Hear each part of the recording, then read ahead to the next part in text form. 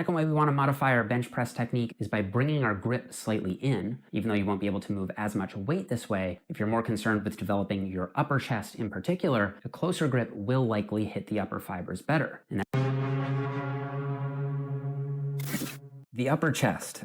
When you look at bodybuilding greats like Arnold posing, a well-developed clavicular head definitely completes the physique. I mean, let's just imagine what it'd look like if his upper chest was lagging.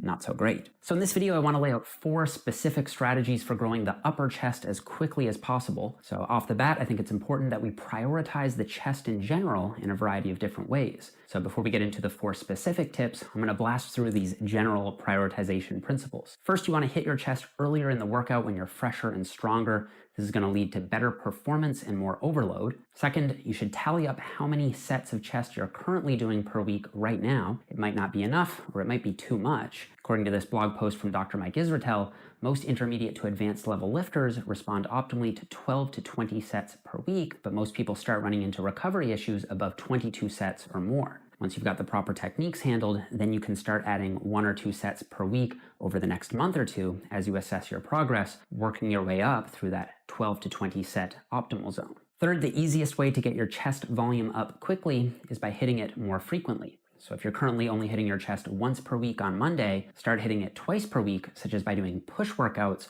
on Monday and Thursday. All right, so let's dig into the 4 steps for rapid upper chest growth. The first step is to modify your bench press technique. Now, the reason I'm putting the bench press in the first spot here is because if you can build up a stronger bench press, it's going to have strength carryover to all the other exercises we're going to cover. And while a lot of people think that the flat bench is only going to hit the mid and lower pecs, looking at this study from Barnett and colleagues, you can see that even though decline and vertical presses were significantly worse at hitting the clavicular or upper head, the horizontal press at 0 degrees incline and incline press at 40 degrees were actually pretty similar. And with that said, I think there are 2 ways that you can get more upper chest out of your flat bench. The first modification is to use slightly lighter weights for higher reps. This doesn't mean you should totally skip your heavy bench pressing altogether, but search review, Dr. Brett Contreras found that his upper pec activation peaked at 225 pounds and then dropped off once he went heavier than that. This led him to suggest that doing the flat bench with approximately 10 to 15 rep loads while directing the focus to the upper pecs by using the mind-muscle connection